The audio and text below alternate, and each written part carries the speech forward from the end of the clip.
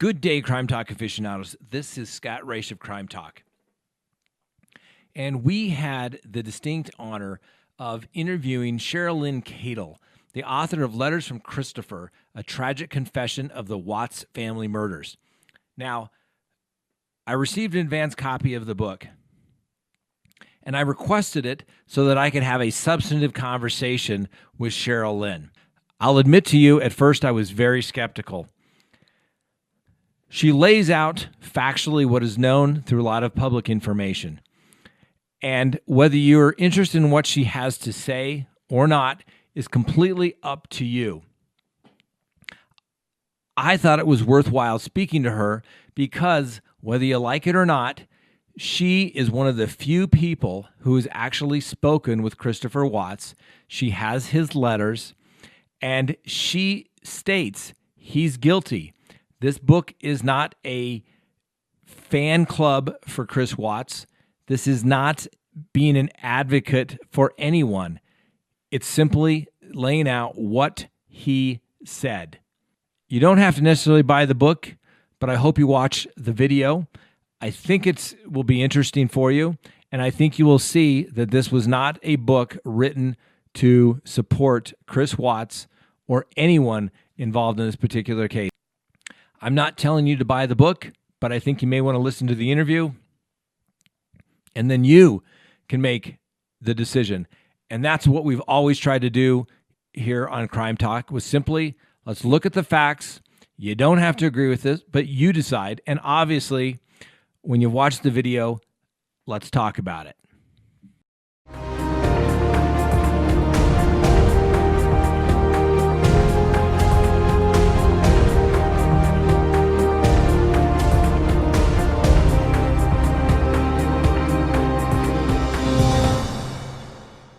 All right.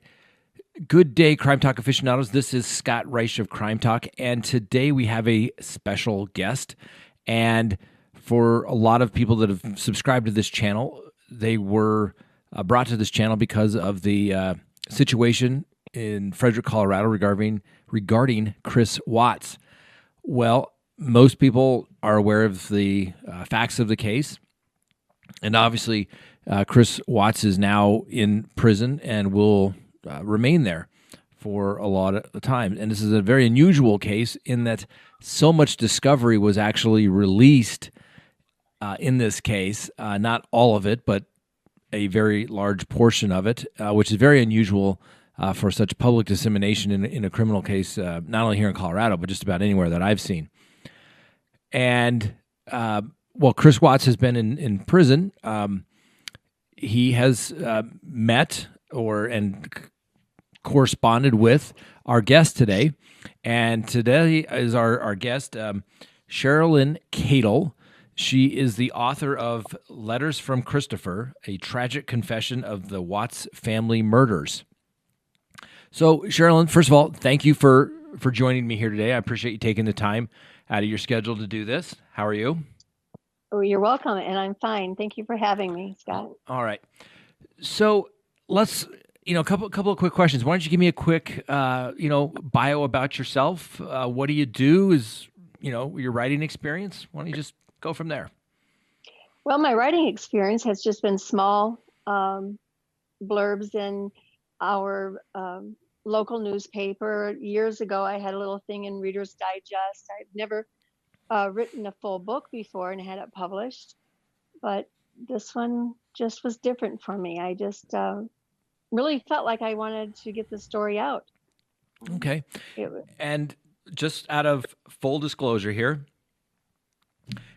you or your publisher, when we were coordinating, and want to make sure we were able to have a good conversation, I was provided an advance copy of this book. I have, in fact, read the book, and part of my agreement with you all is that I would not release anything until Monday, this coming Monday, this video about that. Is that correct? That's correct. Okay. But like I said, I have read the book, and as you can see, I've even tabbed some really good points, and I used my pen as well. So what I think that really jumped out at me first in this case, and I think a lot of people when you bring up the Watts case and says, "Oh, there's a book about Chris Watts or letters that he wrote that it was going to be some sort of," and I don't mean this Chris Watts. He does apologize, but it's not anyone saying, "Oh, he was a," it's someone else's fault. I think it was rather clear in your foreword where you acknowledge that he's guilty. Yes, okay, absolutely. And so I thought that was kind of a good start. And I've had lots of people when I do my channel and there's stuff about Chris Watts, is I'm like, listen, he's pled guilty. All right, whether you like it or not, whether you think there are mitigating circumstances or aggravating circumstances, the reality of it is that he pled guilty, and that's a fact, right? Yes, that's right. Okay. So why don't you tell everyone out there how it is you came to start writing Chris Watts? Why? Well, I saw it on TV the day that he had the infamous front porch interview, and watching that interview, I knew that there was something really hidden in him. I could tell by watching him that he was guilty, and I wanted to know more. So as a little bit of time went by, we didn't hear anything as to what happened other than he was just guilty and that was it. I decided I wanted to write that story. So from the very first letter I wrote Christopher, I was very clear that I thought the crime was heinous. I told him that, and I asked him if he would like to tell his story because I believed that he had much more to the story.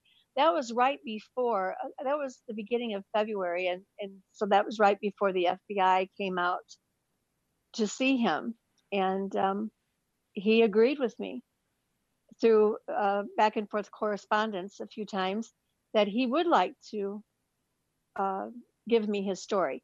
So when I went to see him, we made an agreement. He would not receive any money. He can't receive any money. Okay. And in exchange for that, he would just give me the story if I would write about his forgiveness in the book. And so we agreed and went forward from there. Okay. Yeah, and obviously, I think everybody wants to make sure he wasn't going to profit in any way. And, there's a sale of the house going on up there in Frederick, and it's been delayed so that, I've speculated. Obviously, I've looked at the court file, but it looks like the, process has been delayed. And I think a lot of that is there's a civil suit, but they want to make sure that kind of that gets resolved and they can attach it and the value's there, so the money would go to the Ruzick family. Correct. So that's good. Now, obviously, you're not giving the book away. You're going to sell it. What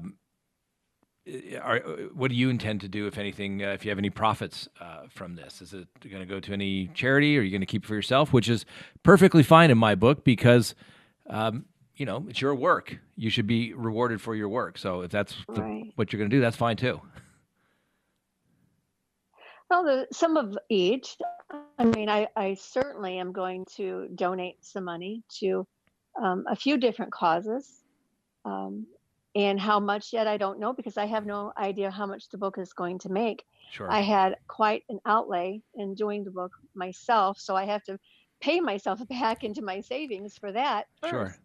And then make a decision how to split up between some of the charities and myself. It's Sure. been 6 months of grueling work that I have done to get the book out as quickly as I have. No, I understand completely. And, our time is valuable. You have resources, you've traveled, and we'll get into that as well. But, yeah, I mean, I have no problem if people are going to, for lack of a better term, write a book and people enjoy it. You should be rewarded for that. So I'm not, please don't take it as any kind of criticism, whatsoever. Oh, no. And I'm sure you've noticed, we were talking about it, we went live today on our channel, and, one thing that being on YouTube will do is certainly gives you thick skin, because no matter what you do, somebody's not going to like what you say, how you said Oh it. boy. So, there's some people that no matter what, they're not going to listen to it. They're not going to read it. They've made their minds up and they're not going to do anything. So, Right. Right. and And that's okay. yeah, no, it's okay. But I've always looked at it as like, let's talk about the facts. These are what happened. This is Yes. the reality. And I think that, what you did laying out the facts, kind of a history to give the people a history of what's going on. A lot of it is, it's public knowledge. I mean, obviously, a lot of the stuff that came out about Christopher Watts from the beginning of this case to the end. I mean, there's so much information out there about him. And if you followed the case, but for an everyday person who hasn't been following this case on an everyday basis, like so many people have, I think your book is a good backdrop and provides a good history, and you work in your conversations with Chris Watts to give it that context. And like I said, I really noticed the first thing was in the foreword. You're like, you're not here to apologize for Chris Watts. You're not here to say he's poor Chris Watts. He made his decisions and he accepted responsibility for it. But yeah, I understand your thinking of what's making him tick, right? Right. Absolutely. I mean, he's a murderer, and there's something in his mind that has obviously disconnected, um, and caused him to do something so horrible. And then, even though he admits it, still having problems with saying I am a murderer, or having problems with being called that, or having problems hearing that he's considered a monster. Yeah. So it's always kind of been my goal through the whole thing, is to set the record straight as far as the pieces of the puzzle, putting them together, helping to put closure for the family if that's possible, so that they can move forward. At least for Shanann's family, his family um, still hangs on to the fact that Shanann murdered the girls, and it just is not true. Yeah. She did not. Yeah, and I think, I mean, that's very clear. And I don't know how much you know about me, but I've do criminal defense work. I've been a criminal defense attorney for 25 years, and some people are still saying, "Oh, Okay. Chris Watts didn't do it. Chris Watts didn't do it. Didn't kill the kids."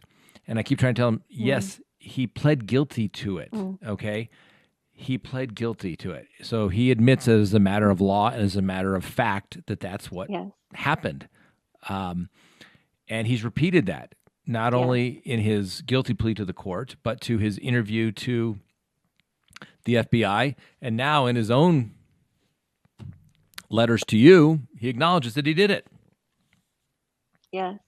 So, yes, hopefully this will put to rest the debate, although I don't think there should be any debate as to whether he killed, Bella and Celeste. He did. He admits it, and he explains how he did it. Now, some people, it's going to be, they're never going to believe it. But when you get it from repeatedly these multiple occasions, I think, is he trying to cover for somebody? Who does he have to cover for? And we'll talk about that in a little bit as well. But let me ask you this. Exactly. How much time did you spend with the Shanann's family and Chris's family in preparing for this book? I reached out to the Ruzaks at the beginning of the book, and I don't think they quite understood what I was doing. Maybe I never did get to talk to them personally. I left a message for them, and then their attorney called me, and they declined having anything to, a part in a voice in the book. And that was okay, because it was only a very few months after the murders, and I understood their pain. There was no offense taken at all. However, Cindy Watts contacted me between the first or the second letter that I wrote Christopher and until I had wrote him back, to let me know that Christopher really wanted her to let me know that he would like to see me. He would like to send me the form to come and see him, and that he was interested in me writing his story. So I've never met Cindy or Ronnie, but I've talked to them on the phone. And as we went through that period of time when I was outlining the book and putting things together, when Cindy and her daughter mainly saw that they could not control the narrative, I was pretty much dumped by them. And that's okay, because they were not going to control the narrative of this book. Okay. I wanted the truth and the facts to be out. Okay. And I guess that's what a good. Do you consider yourself an investigative kind of writer, or? I mean, it sounds like you're just like, hey, these are the facts. Let the chips fall where they may. You weren't out here to tell one. You weren't an advocate for either side. You were just here's the facts and here's what he had to say. Right. I like true crime, and I felt like as Christopher and I went through this process, and of course things that I had no idea that I was going to be hearing, I realized that the story was much more than his story of redemption and that he came to God. There was a story there that was very wrong, that he withheld from specifically her family. They were already hurt. How could you be hurt any more than what, had happened? But he owed it to them to give them the truth. And he knew there would be some things in the book that would be released that I would write that he wasn't going to be the happiest with. But he wrote the letters. He wrote the story when it comes to what he did. Yeah. And he wanted to be part of the book. So, yeah, I'm not necessarily an investigator. I just really like true crime. I like finding all the research I can on it. And okay, this one just kind of wrote itself. Yeah, no, you state in the book that you wrote him, I believe, a couple of times, and there was no response. And in fact, one of the letters, he apologizes for getting your letters and not responding because there was mention of a book, and he thought, no way. And then he came around, and then that's, I guess, when this correspondence began. Is that right? That's right. Mm-hmm. Okay. And you went to see Chris Watts in prison. Tell me about that, the first time you met him. Well, the first time meeting him, I was kind of shocked because he didn't look anything like he looked on the interview on the front porch that morning. He had shaved his facial hair. He's pretty much almost totally gray. He looked smaller. He looked boyish, and he couldn't look me in the eye. And so it was very disturbing for me. And I did, the very first meeting I had with him, I said, Christopher, why can't you look me in the face when you talk to me?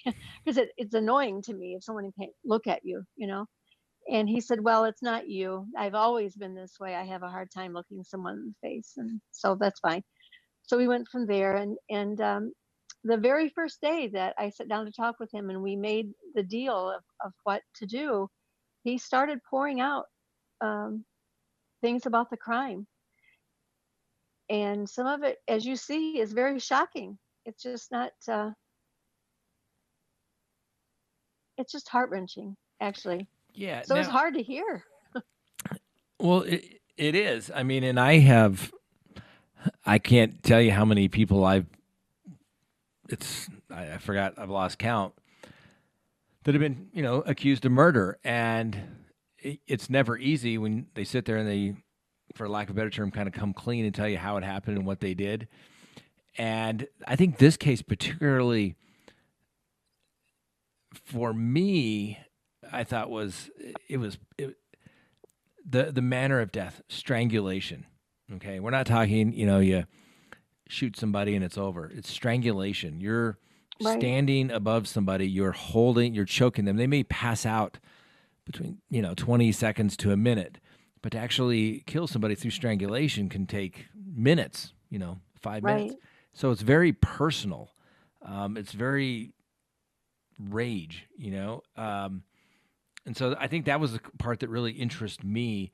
And like I said, had you ever talked with anybody that directly who had confessed to committing murder? Oh no, I haven't. And I got to tell you, Scott, I don't know how you do it. You have to be extremely strong because this one case has changed me and it has affected me in such a great way. I don't know how you do it all the time. When you say it's It's, changed you or affected you, how so? well, it's one thing. I had a really hard time sleeping for a while. And when I did fall asleep, I would dream about the case and dream about the things that he said to me. I had back and forth feelings of empathy for him in the sense that he's traumatized, but he traumatized himself. Um, and then anger myself at him for what he did. And I can't get the girls out of my mind. I have a 3-year-old granddaughter myself, and I would never want anyone, I don't even want her to skin her knee. I can't imagine anyone ever hurting her. Yeah. And so it's just something I can't get out of my mind. It's just something that over and over I've played in my mind how he could have possibly put his hands around those baby girls and done to them what he did. It just Yeah, and like I said, I beyond. think one of the reasons why this case captured the attention and still does, here we are a year and a half basically later from when this all happened, is the mere fact that it just violates so many norms that we have. One is obviously you don't go killing people. You hope you're not going to kill your spouse, but more tragically is the death of the children is Mm, so. mm, It's just so. People don't do that. I mean, parents have a job in life, and that is to protect their children. I don't care whether it's right, us humans or anywhere in nature, but what do the parents or the mother always does is they protect their children throughout. And for a parent to actually right, do that, uh, I think it makes just people, it shocks the conscience, is what it really does. right. It was interesting to me one time he made the comment to me uh, that he had read and and learned that parents just don't kill children, their children. And of course, we know it happens. But it was interesting that he had to look that up. He had to read about that without knowing his instinct should have been there to not Exactly. kill his children. So, Yeah, that's shocking to me. And I think at one point in your book that he had mentioned or it came out that he had an IQ of 140, which is pretty high if I know it. hi. But for him not to be able to uh, know that, and I mean, do you think this? I mean, he was a mechanic, apparently, mechanical, very smart in that regard. But hmm his social functioning, how did you relate his social functioning to somebody that was supposedly, according on paper, smart? Well, they don't exactly go together. I mean, I don't, he says he was tested coming into the prisons and that was his score was 140 and he may be book smart. Uh, I don't doubt that because I will tell you he has extreme recall of things that he reads. Um, I have never heard anyone quote the Bible like the guy does. He can quote scripture after scripture after scripture. It's just kind of amazing. And or anything that he reads, he can almost verbally tell you, write the book right back to you. It was just unreal. But he doesn't have common sense. And what really struck me about his social skills is I think he was so controlled his whole life. And I'm not talking Shanann, I'm talking before that. His thoughts were controlled, or at least they tried to control his thoughts to the point that he has leaned upon someone all of his life to tell him what to do next, and what decision to make. So if that's Yeah. common sense, I don't know. It's Well, he's definitely going to get that in prison. They're going to tell him what time to get up, what time to go to bed, what Yeah. time to eat. So he's going to Yeah. certainly have that structure back again. That's for sure. Yeah. It's just, it's too bad that people had to lose their life so that he could get that structure, isn't it? I mean, Yeah. it's It's terrible. awful. So how many times did you actually go see him in prison? 3 times. I've spent a total of 15 hours with him in person. Um, I didn't even know how many phone calls. He was calling me 3 times a week. Then it went down to 2 times. And then as the book was done, he would call once a week. I talked to him. Uh, it'll be 2 weeks tomorrow was my last conversation with him. Um, and then the mini letters that he sent me. The letters were 10, 12 pages long, where he just kind of poured things out to me, as you see, just reading the book. And he wrote the Rusex a letter because he's never apologized to them. And actually, one thing that I did not put in the book, I can tell you that not long before the book was released, I said to him, Christopher, the letters that you sent me that you had wrote to Shanann and the girls, there's nowhere in those letters that you have said you're sorry. And I think that says something, and that bothers me, and I think it will bother the public. I think the public will see that and question that. And he's like, I didn't say I was sorry. And I said, no, you haven't. And I think you need to. So he said, well, I'll write them in a story and you can insert it into a letter. I thought that was just interesting because does that mean he's not sorry? That's very interesting. Yeah, it is. That's also curious. I did a video. I have it's kind of a my rules to live by for life, and the first one is there's two types of people in the world.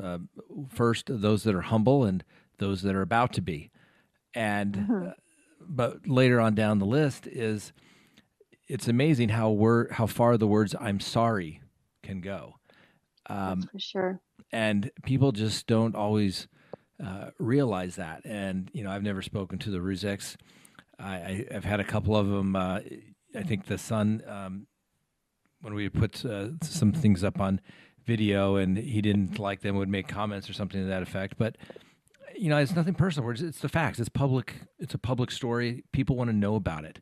We're not out here speculating on these outrageous theories that people are, coming up with. It's like, these are the facts. I deal in reality. Right. And the reality of it is, like you said, the fact that he didn't say I'm sorry. I mean, I'm not a psychologist or a psychiatrist or anything, but that really kind of goes to kind of a very antisocial, type of personality. That it's, what do you mean? I didn't say I'm sorry. I didn't realize I didn't say I'm sorry. Oh, I didn't even think about that. So that's very, very, very interesting. So I've been to lots of prisons, and I'm assuming you'd never been to a prison before. Would that be a fair statement? Never. Never a prison, never a jail. I've been on jury duty, but never in a jail. Yeah, so you go to the paperwork. You probably had to go through the metal detectors and the doors, and the first thing I always notice is obviously how clean they are, because they got a lot of staff, or they have a lot of people that can clean. So when you get done cleaning that hallway, why don't you start cleaning that hallway again? Right. The places are always spotless, and there's usually that certain cold dampness about it. Did you notice that when you went in? Yes, absolutely. Yeah. And I just thought it was because the building was so old, but yeah, it was definitely cold and damp. Cold and damp, and like I said, I've been to lots of prisons, and people are like, well, what's it like going in there? And you probably didn't go back to a pod, but the room's usually a big one. I'm assuming it's probably a big open room, and you got to sit maybe across from him at a table or something to that effect, right? Okay. Yeah. Yes.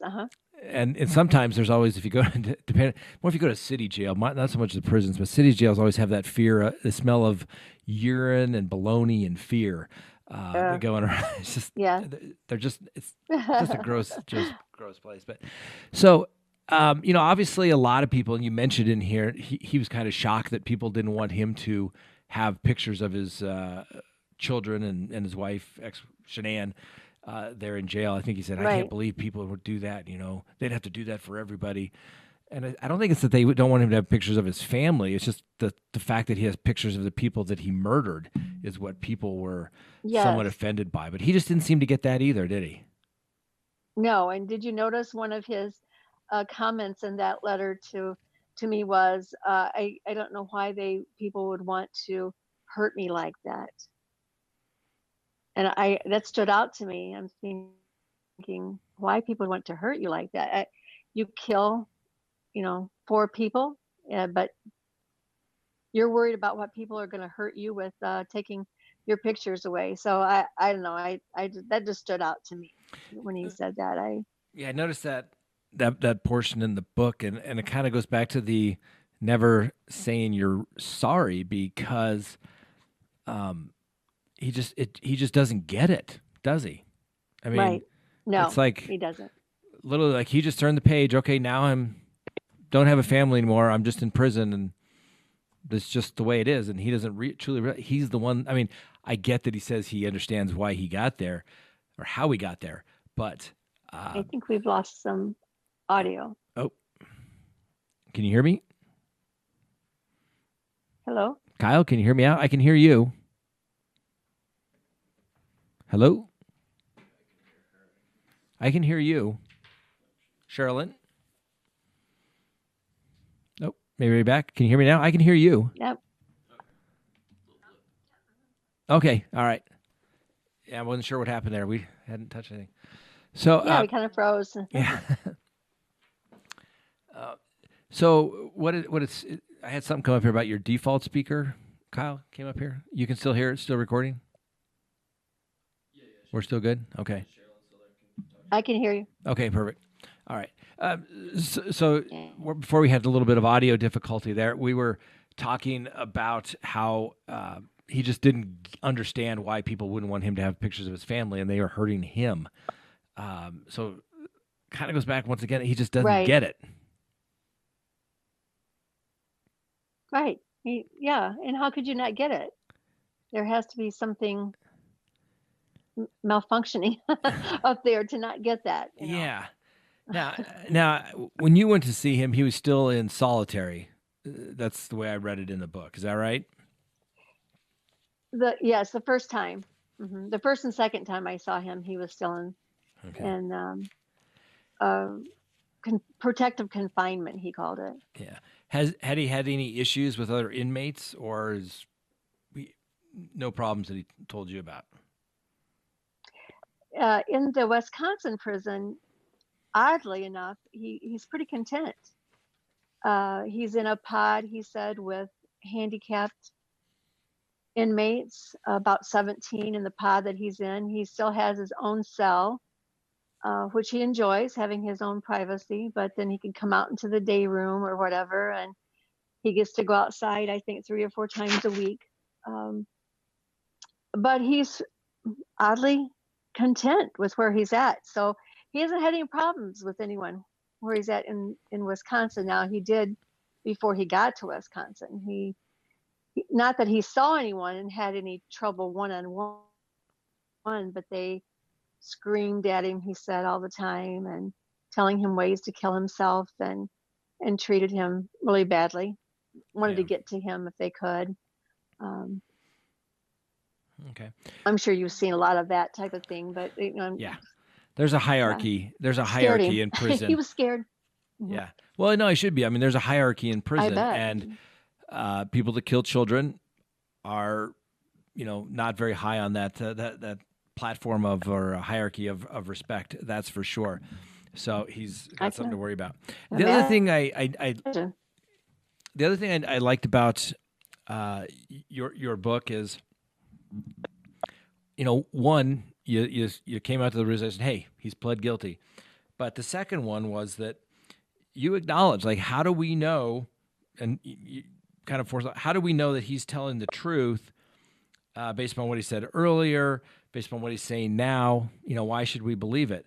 And once again, I like your sort of realistic attitude of it is, it's up for you to decide, the reader to decide. I mean, I like that candor. Can you explain why you put that in there? Well, because I think all of us feel the same way. Is he telling the truth now? I think he is. I've sat across from him. I've listened to him. I've read his letters. I think he's telling the truth, but I'm not 100% positive. And those who read this story are going to have to find within their own mind what they're comfortable with believing. It's been such a big case, and so many people have been invested in their feelings and emotions with this case. So they're going to have to decide, do I take this as the final answer, so to speak, and this is the truth, or do I continue to search further and dig to try to find? He's never going to tell us some things, just flat out. He told me he's never going to tell who gave him the oxy. And then along the time of talking with him, he said, there are some things I will take to my death. And who knows what those could be. Yeah, I mean, some of them had to do with Nikki. Yeah, and we'll talk about that. So, and like I said, I've had lots of clients over the years that have been in, similar type charges, and some they won't tell you everything. Some they tell you what they think you need to know. And even if you think they're telling you just about everything, there's always that one little nugget that they're usually holding back. So when you say, he says, yeah, I don't want to talk about that. And I've had clients that were literally, they'll tell you everything, and they'll get to the point and they're like, we're not going to talk about that. And they just won't talk about it. It's whatever's that deep, dark thing that they did or what brought it about. They don't want to discuss it. And so, like I said, I haven't talked to him, personally. And so but that just, I think perhaps, and like I said, this is not a puff piece for you. If I had read this and said, this is, a hogwash, but you're laying it out there saying, readers, here's what we know. Here's in the public. Here's the letters that you all haven't seen. You decide. And these are facts. Right. And they're going to make up their own minds. Some people will be completely dismissive of it, but you know what? You can't ignore the stuff. If you're interested in the case, let's look at it factually and for what it says, and not get off on some wild conspiracy theory that some people want to get into in this particular case. Yeah, always the conspiracy feeling or theories. A part of it, I think people feel like they would like to be told that there was someone with him, an accomplice. Yeah. And they would love to be able to blame it on Nikki because she broke up his home. But Christopher had decisions to make, and he made some really, really bad. All of them were bad decisions. Yeah. And, there's just no way we can blame anyone else. It was him. Yeah. Let's talk about Nicole Kessinger, who is obviously, it's undisputed. It's not in dispute that she was having a relationship while they were still married, and she's one of the last people that he had spoken to before being arrested in texts and things like that. Did you ever talk to her for the book? Did you try to reach out to her? I tried to find her. I cannot find her. I don't know. I've been told that she's under FBI protection. I don't know if I believe that or not.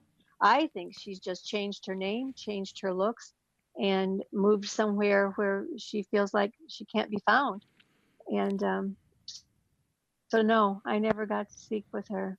Okay. And I've tried to look for her. I've tried to look for her myself, and I've had investigators do it, and a lot of stuff is still coming back not far from my office.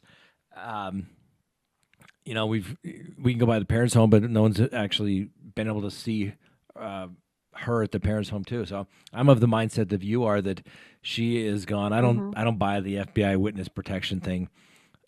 I don't. No, I don't. But either.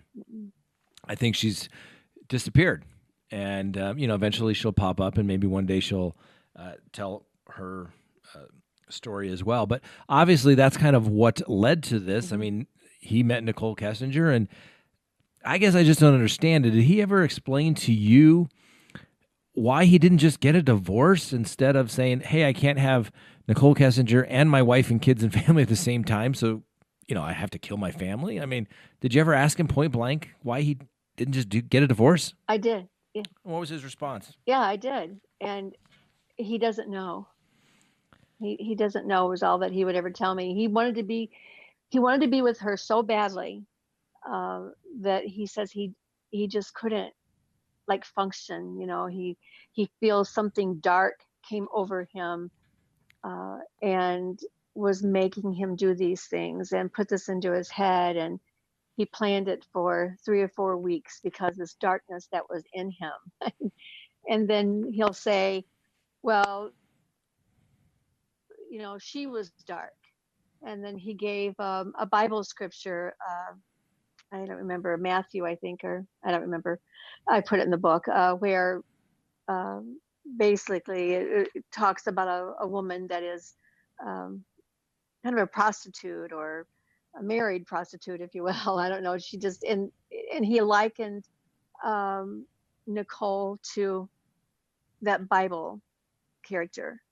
And that if you want to see what Nicole is like, read this scripture, and that's who Nicole is. But then you're going to tell me that you loved her so much, and then tell me that there was some horribly bad things that went on in her apartment, at her house when he was with her, that again, he will take to his death. He will not talk about all of the things that they did. I don't know what that means. Okay. But did you get the sense that he was trying to protect Miss Kessinger? I mean, it seems very clear he acted on his own from his statements. I mean, did you get the feeling that, like I said, in one sentence, he was completely infatuated and in lust with this woman and he couldn't function and he had to be with her, so he jumped from that faulty logic, if that's what you say, that only way I can be with her is to kill her, my family, to be with her, to she has a darkness about her? I mean, did you get the feeling, and I understand this is your own opinion, speculation, but was he covering for anybody? Or is it I did it and I just really wanted to be with her? He's protective of her, and he's protective of his family, as in his sister and his mom and dad. But and he's told me that he still loves Nicole. He still feels a love for her. So I guess that's what makes him kind of protective of her.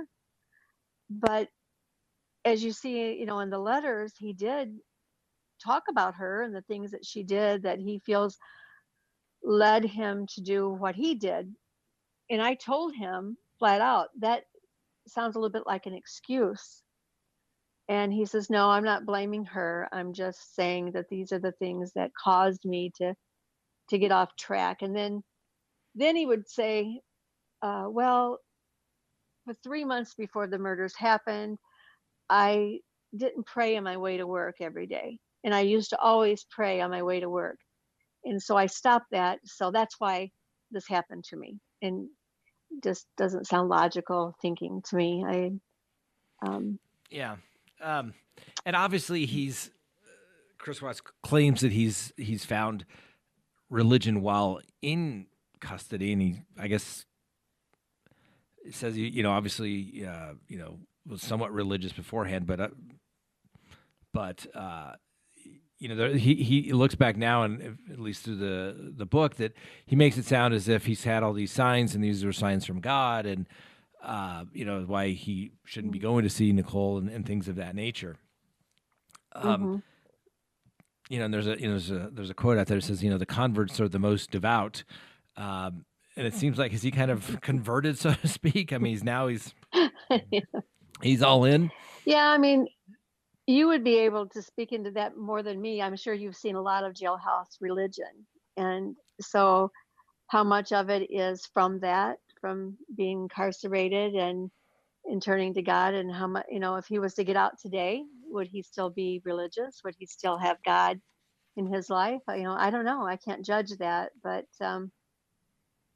in speculating, I think maybe it's a little bit of both. Yeah. He, yeah, I mean, I like I said, the jails and prisons, the jails, I would say, because that's before they get sentenced, is probably one of the most holiest places on earth because everybody finds religion there. The question is do they keep on it? Yeah. And I'm not saying one way, if it makes you a better person, whatever religion you do, then Yeah. that's a good thing. And if yoga makes you a better person, then just do it. So whatever makes you a better person. Right. And so the Right. question's always, okay, when you're not in custody and you have nothing to do all day, are you going to be able to continue to do it? To I guess demonstrate the discipline, so to Right. speak. Right. He mentions in the book, and I think it's a little bit different from his FBI interview when they came to see him, Colorado Bureau of Investigation. But he'd been planning this for a while. At least, I mean, almost immediately after meeting Nicole Kessinger, he starts getting this crazy notion that I got to kill everybody. Did he expand upon that further? Yeah, this started he did. I mean, he said that, the thoughts were in his mind for 3 or 4 weeks about killing. First, Shanann was his original thoughts was to kill her. And then as, the time went on, then to kill the girls also to free himself, I guess, and start over. And how he thought he could do that and start over and live a life. I just, outside of prison, I just don't understand that. But he had been planning this for a little while. And I think his plan that morning, and this is my opinion, so this is not in the book, but I think his plan was foiled, what he had originally planned, because when the girls woke up after he had tried to kill them, and he said that they woke up, I think it threw him into a real tailspin. He became very upset and very angry that they got back up. He decided last minute to, I think, to take them out to the oil batteries. And I think when he grabbed the gas can, it was to burn the bodies. It wasn't necessarily, he was not going to kill himself. He did not have intentions ever of killing himself. But I think he was going to burn the bodies, which I think Sandy Ruzek had that feeling. I think if you want to talk about somebody maybe that more has God in their life, that she got the feeling that he was going to burn his family up.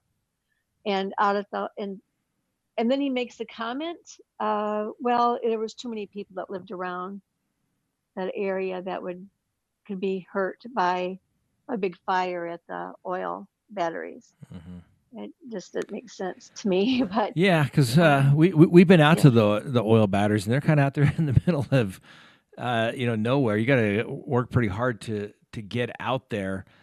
So yeah, that doesn't really make sense. And there's obviously you've listened to his interviews when the police went up and talked to him. Some of what he told you is different. Did you call him out on that and say, why is this different from what you told Colorado Bureau Investigation and FBI?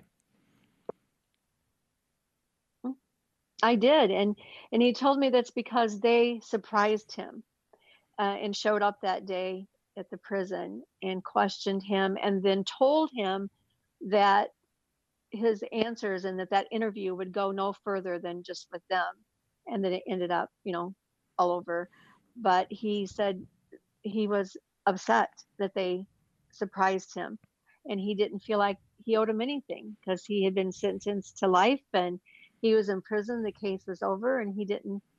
And he told me actually the first letter that he wrote me back was that he took the opportunity to clear Shanann's name when they came out to see him, and that he did feel really bad that he had gotten that idea from the FBI to blame Shanann, and so he took that opportunity to clear her name. Yeah, and that was so obvious. But that was the reason why things were different. That was so obvious in his interview tape that he wasn't even thinking about that, and and that goes back to I could do a whole hours on the Reed interrogation technique and just to get him to admit a little bit. And then he kind of jumped on it and played on it, and thinking it was going to somehow help him, when in fact, it didn't. Did he ever talk to you as to why he never got an attorney, just kept his mouth shut? I mean, for a guy that he says now claims that he's a genius, man, he's dumb. Yes, and did some very dumb things, especially after the murders. But he was relying on his parents where the attorney was concerned. And his dad told him that night at the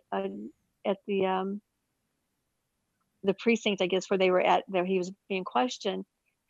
Oh, we're going to find a really good lawyer for you, son, he says, and we're going to, but he ended up with a public defender, which he liked them. He said they were good to him. They treated him well, and I guess that's all he needed, is just for someone to treat him well. I don't know. As far as I know, it was never discussed. Yeah, I was just curious why he never did that, and obviously he got an attorney. It was already too late, and I'm not trying to say he could have got away with it, but I'm saying is that most people, and this happens a lot of time to people that are charged, is they just think they're smarter than everybody else in the room. I mean, did he think he was going to get away with it? I mean, you saw that interview the first day. Oh, I don't know what happened to her. And the videos in the house where he's just kind of acting nonchalant. And, the police knew from the beginning he was the prime suspect. Yeah, he was cocky that morning, I thought. And just almost like a smile on his face as he talked about it, like he thought he could get away with it. And then he told me, well, as the days went by, had he not been kind of, I don't want to say forced, because I don't believe he was forced, but forced according to either the death penalty or life in prison, he was going to confess anyway, he said, had they not done that to him. I don't know whether I believe that or not. I think if he thought he could have gotten away with it, he would have. Well, that was it. I mean, he had already confessed to the murder of his wife, and the best he could have got, and so for the sake of argument, that you could have beat the charges as it relates to his children, he still confessed to killing Shanann to the police. Right. And at the most you get is a second-degree assault or heat of passion or something along those lines. So, just from the criminal defense perspective, you're just sitting there, you're just like scratching your head, and the family didn't have any money to retain private counsel, and they went with the public defender, but it didn't matter at that point because he'd already confessed. He never confessed, yeah. Never bothered to request. So let's talk about this kind of a new revelation that comes out in the book, and that's regarding he basically, he tries to cause a miscarriage by giving Shanann OxyContin. And I thought I knew this case, but I don't remember ever seeing that information before. So this is new, is it not? It was new for me. Okay. In fact, in the very beginning, when he was telling me about that, I was confused, and I'm like, I didn't hear that story. Christopher, tell me about that. So the first time he told me he gave it to her 2 times. Once at her parents' house, and then the second time the morning of the murders. But then later he said, no, I just gave it to her once. Yeah. So all of that was new information for me. I think others have heard it. I don't know how they heard it, but I didn't know it. Did he clarify? I don't recall reading that, and it's possible, if somebody has a page site or something, I just don't recall that ever being said. Yeah. And so what's his final answer? It was a one time that he gave it to her, or the second time when he, the night or the morning before she was killed? Well, the last time that he told me, he said, no, he only gave it to her once. So I don't know. Is it in the autopsy Well, no, that she had? I, Because he makes a comment that it was in the autopsy. yeah, so I read that, and he had said that he had given her OxyContin the morning of, and he says, and that's why it was in the autopsy report. And I Right. went Right. back and pulled a copy of the autopsy report that I got straight from the coroner in this particular case, and the toxicology reports from spleen blood was the ethanol and then the blood alcohol concentration. There's no Right. workup whatsoever in the workup relating to OxyContin, which would have had a presence for some sort of opioid or benzoid kind of thing, and Right. and then I went back to the autopsy for the girls as well, and all the toxicology in their reports was everything that you find in gasoline, which would make sense because, or the crude oil, because they were retrieved from those tanks. There's benzene, ethyl benzene, toluene, xylenes, hexane, methamphetamine. I mean, and I looked all those up before, and it's all stuff that's in petroleum products. So Right. it's not there. So I don't know if maybe he read it somewhere, maybe he was hoping that would come, or maybe he thinks it helps him look better. But that statement's certainly not corroborated by the autopsy. Right. And he told me, and I did not put this in the book because I could not find any proof of it, but he says that there was an extension to the autopsies of all three, Shanann and the two girls, that was not released. And I would have no way of knowing how to get that information if that's true.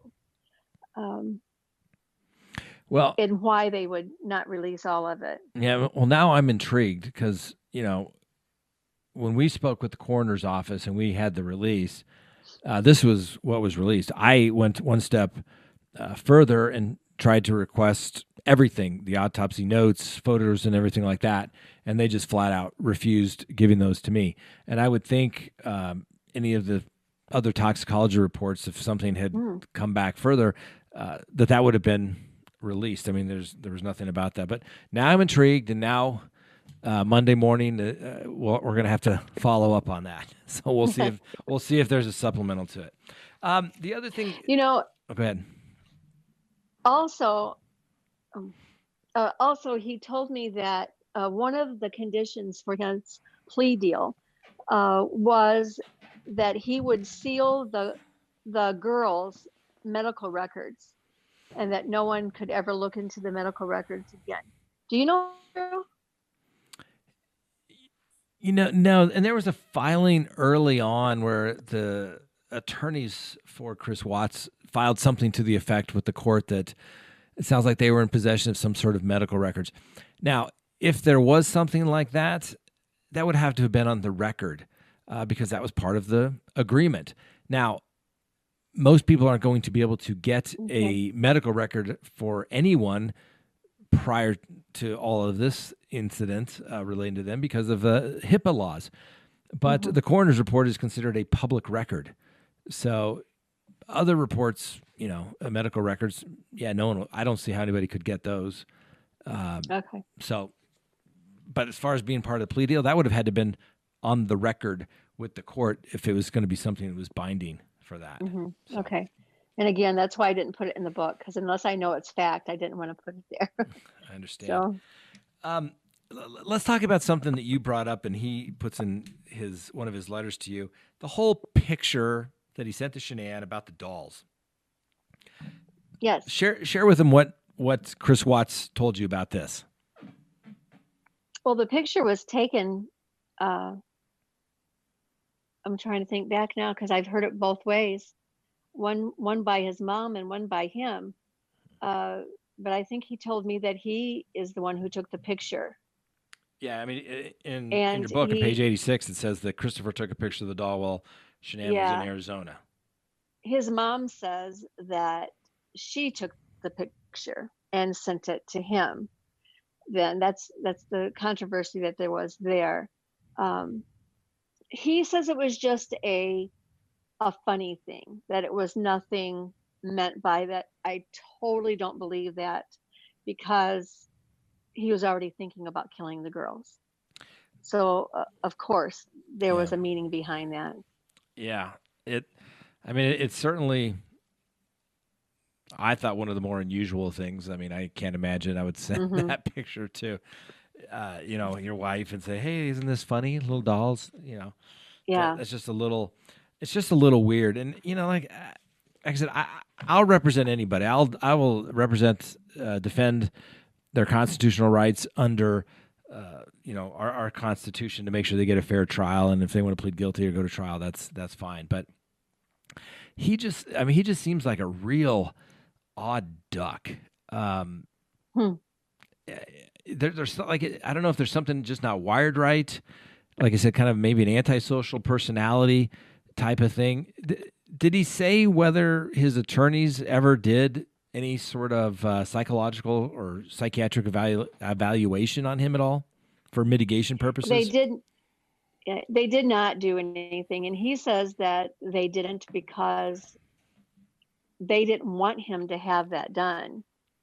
Uh, his story is, they told him if he had that done, everything about that would come out in court. But I mean, what more can you get than a 5-time Well, life sentence? So I don't understand that. yeah, that doesn't make any sense to me. If they were considering maybe a not guilty by reason of insanity, then there would be Hmm. evaluations and that could be come out.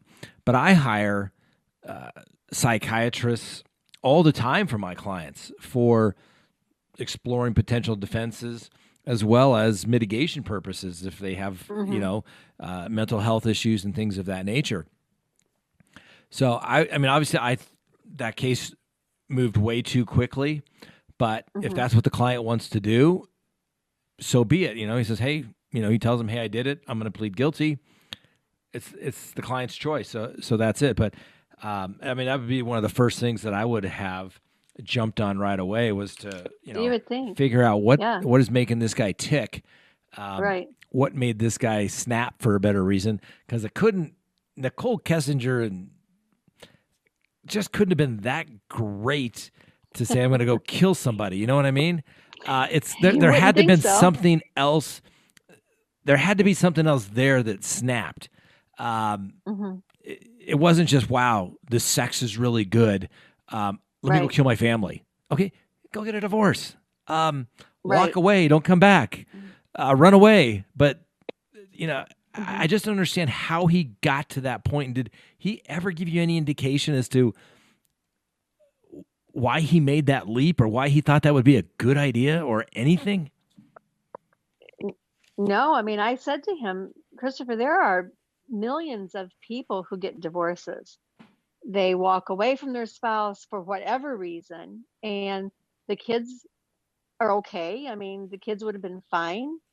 Shanann was a good enough mom. She would have went on, would have done all right.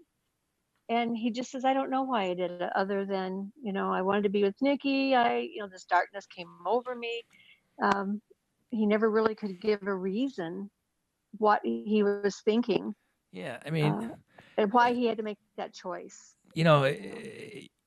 yeah, I mean, he's not the first guy in the world, nor will he be the last that goes out and has an affair, and thinks he's having a Right. midlife crisis. So fine, you find yourself a girlfriend, go buy yourself a convertible, but you don't kill Right. your family, and that's the part that I think Really. is just it doesn't make sense. And Mm-mm. did he give you any indication of when he was growing up?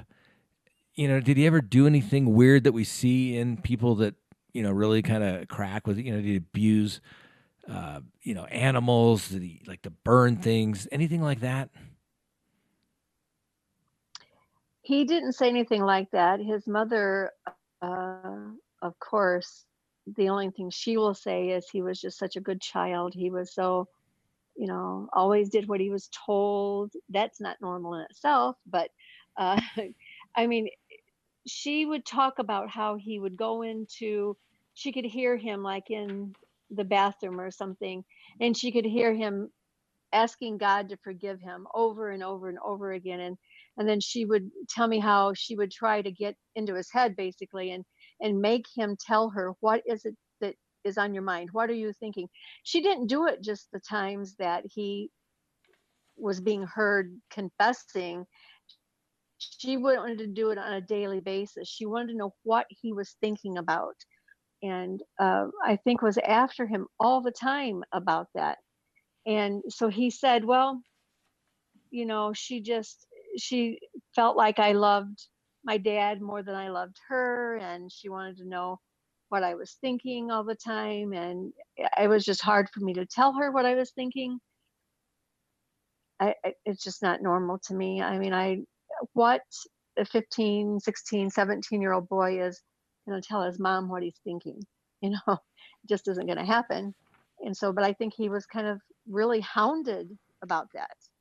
Yeah. And that's why she's having such a hard time now. She still wants to know. Yeah, I mean, I think all parents, beat themselves up and feel guilty if their children do something. Where did I go wrong? What could I have done? And they don't want to admit that their son could have done something like this. I mean, that's also a reality of it, because they're going to blame themselves. So, while we're on the subject of Nikki, I believe he said in his interview to the police when they came up to the prison to talk with him that he wondered whether some of the letters that he was receiving, if maybe that one was Nicole Kessinger. Did he elaborate on that any more? He did. He would talk about wondering if she was writing to him like in a code or something. And he had one person that was writing him from Kauai, and he doesn't know who she was or how she got interested in him, but she would write him letters and write things on postcards that was just like they knew each other almost. And she would talk about, I don't know what this has to do with anything, but she would talk about banana bread a lot, which banana bread is kind of a staple in Hawaii. I don't know why that was a big issue for him. And she kept writing about that, about the banana bread. So he was wondering if it was a code for something, if she wrote to him in a code. And her name was Laurel, I think it was her name. I saw a couple of the postcards that he had written, or she had written him. But he was always wondering if she's going to contact him, how she still feels about him, and if she will eventually show up in his life. Yeah. Delusional, I think. Somewhat, yeah. Now, did he say how many people he had writing him while he's been in prison? Oh my, he has a fan base. I'm going to tell you, at one point, he was getting dozens of letters a day, and that has backed off some, but he does get a lot of mail. And it's funny because I started realizing he is so regimented with the way he does things that he was calling me on certain days. So if he didn't get a hold of me, he wouldn't try the next day. He had to wait until the next appointed time to call me. And not that we agreed to any certain day, because we didn't. He could call whenever he wanted to.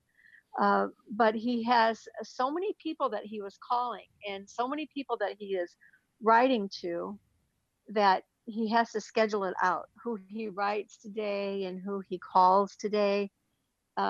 Just bizarre that he cares so much about what people think of him, that the fact that he's got this fan base is really important to him, that he has these women that love him, and another set of women that just minister to him, and basically kind of a girlfriend that he's got.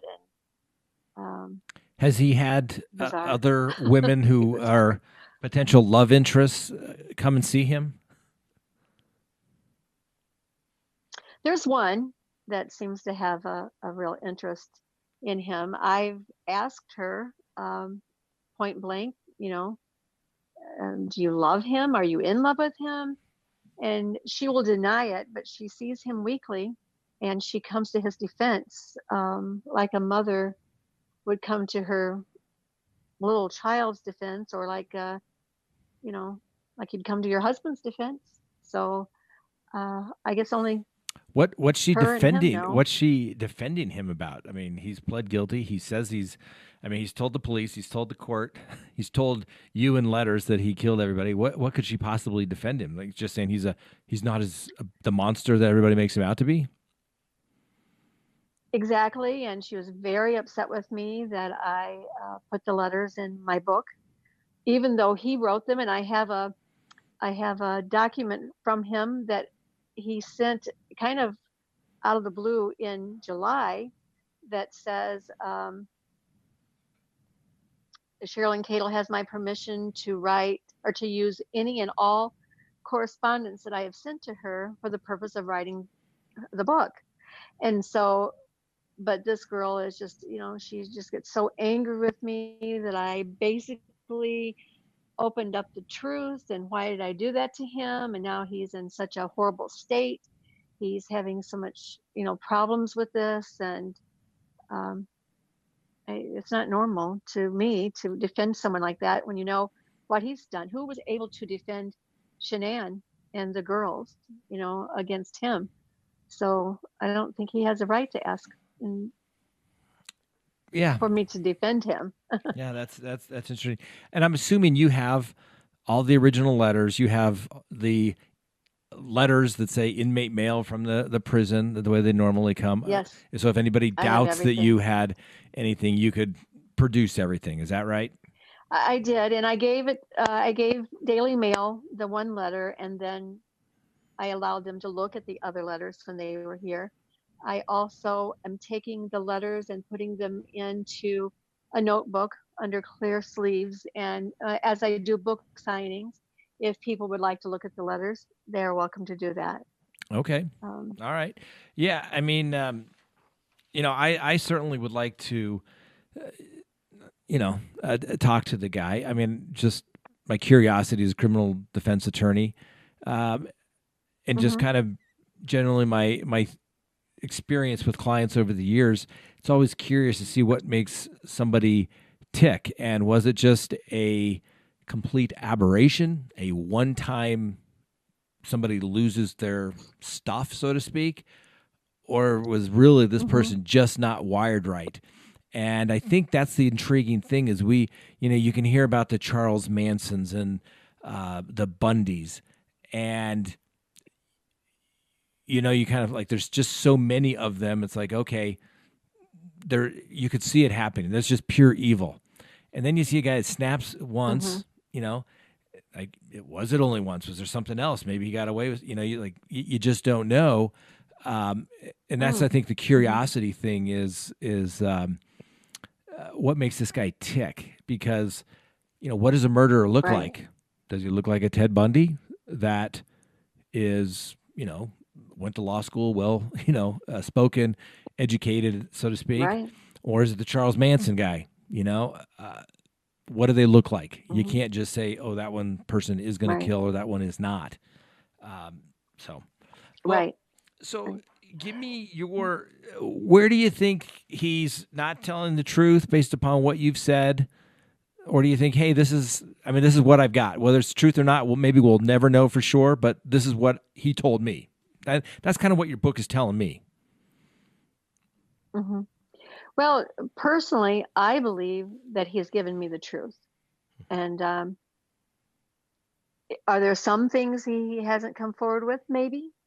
The things that he says he'll take to his death, I think have a little bit more around to do with around protecting someone else, maybe. I don't know for sure. But I do believe he's told me the truth. Who could make up what he's done? Who could make up that story? Yeah. Yeah. It's just so awful. And so I do believe he's told me the truth. If there's some things hidden, I think it has more to do with his affair, maybe, and maybe more to do with his family. I don't know Okay. for sure. They played such a part in their dislike, for Shanann, that I Correct. don't know if there's something there he's trying to protect. So, Yeah, and you would think if he was gonna, come clean, if there was somebody else involved, which I don't think so. I mean, people may have suggested, "Wow, it'd be great if we were mm-mm, together. Wow, it would be great if we could start all over and we didn't have all this baggage of an ex-wife and kids and child support." But that's not mm-hmm. enough to say go kill somebody. Okay, and I know a lot of people want. No, because Go ahead. I'm sorry. you're not going to have that freedom if you kill your family to be with that other person. So, was she the driving force, or was it that he just wanted out? I don't know. I mean, a Yeah. psychological exam might tell us more. I wish he would have one. Yeah, and I know a lot of people want Nicole Kessinger charged, and there's no doubt that Michael Rourke, the district attorney in Weld County, and the police would charge her if they thought that there was something that they could prove beyond a reasonable doubt that she did or encouraged him to Right. do, and it's just not there. You know, Right. it happens all the time. Oh, she deleted emails. Well, guess what? You can look at the Amber Geiger trial this last week, and she deleted emails too. Does that mean she's guilty? No, people do Right. that all the time. So Right. I get people's frustration, and they wanted to, but we also have the courts, the due process, and the presumption of innocence. So I get people's frustration with that. So I'll kind of wrap things up here, but one of the more bizarre letters that I found in the book was the one on December 17th, 2018, where he writes Shanann, Bella, Celeste, and Nico. And it's just weird the way, in my opinion, that he writes it. Like, he's away at a job site, but he'll be home soon. I mean, it Right. goes back to the whole point where does this guy get that he killed his unborn child, his wife, and his two daughters? I mean, I think that's what he said. It's like the whole thing of, I'm sorry. Yeah, I can say I did it, but am I sorry for it? Yeah. There's such a narcissism with him that I don't know. I don't. He talks about his family like they were in a car accident almost, instead of the fact that that he did it with his own hands. Yes, he's confessed to it, but does he really believe that their death is his sole responsibility, in the fact that he will continue to recognize it or push it back, as in talking about them in present tense, or dreams that he has of them, or them being in his cell. He told me about the one day that he had the long conversation with Shanann in his cell, and I don't know. To me, it's all a form of a denial, and maybe that's what he needs to do to keep from going insane. Maybe it's a protection of his own mind. I don't know. He's trying to rationalize it in his own mind that Mm-hmm. I'm here, but I'm not a bad person. And that's what I Right. have found in representing, we're not talking about the person that commits a DUI, or we're talking people that have represented, that have they need that rationalization that, okay, I've done bad things, but I'm not the bad guy here. And they need that. Exactly. They You've need got that to that kind of spot live on. with themselves. And so I think that's Right. always somewhat interesting how they kind of rationalize to it, and Mm-hmm. so anyway, well, Cherylyn, I as I told you at the beginning, I was a little skeptical. I didn't know what to expect from your book at the beginning. When I got an advance copy, I started going through it, and I thought it was a very good summary of the factual information and the way you were able to weave in your conversations with Chris Watts. And I'm sure you've seen it. You're going to get a lot of heat from people that one way or the other, but I thought it was a very straightforward book. You're not an advocate for either side. You're not an advocate for Chris and being apologetic. It's his words. And I like your attitude of, hey, I'm one of the few people, other than his attorneys, that have spoken with Chris Watts, and I'm just telling you what he wrote to me. And so I Right. like the fact that you're putting that information out there and you're not putting a whole lot of spin on it. In fact, you're pretty straightforward about it, saying he killed his family. He's not a good guy. Right. And you're not trying Right. to out here saying, he's found God and he saved himself, so he should be let free or something along those lines as well. So I find Not at all. Mm-mm. so for your first book, I thought it was very good, and Thank you. I really do wish you the best. Why don't you put in a quick plug where people can get the book and when? Well, it is being shipped now by Amazon. And in I think a couple of days it'll also be for their e-readers. But you can get it for $19 off of Amazon and free shipping, or you can go to the Dorrance website where they've had pre. Well, it's not anymore. It wouldn't be a pre-sale because the book is now basically launching. So some people got their books yesterday, I'm told. Okay. Through Amazon. It will be in the Barnes and Nobles stores in a few days. Okay. If they want to go pick it up, from Are the you? store itself. Do you have any in other places? I don't know where. Do you have any book signings coming up? I do. They're starting in my local area first. It'll be and then on into Chicago area. I have a big interview coming up in New York at the end of the week, and I'll be doing a book signing in New York. So just kind of taking it as it comes to me. I have a lot of interviews that have been scheduled, and so just take it a day at a time. I understand. Well, I wish you the best of luck. I think, like I said, I think you went in with open eyes. And like I said, you didn't go in with a way to make Chris Watts look good or bad. He did the bad on his own. And like I said, you're one of the few people that have actually talked to him. And this is what he said. This is what he wrote to you. You have the letters. And whether people like it or not, that is what it is. And there will be haters. I assure you of that. Oh, yeah. I get it all the time. If I say something people don't like, it doesn't comport to their theory. I'm unsubscribing from you. I'm not going to do it. Okay, but you can't change the facts. So I wish you well. Thank you for taking the time today. Thank you for your publisher for sending me the book so I could read early and hopefully have I hope it was an interesting conversation with you. And if you I enjoyed it. If you make it to the Denver area, please let me know. I would love to have you here, my studio here in my law office.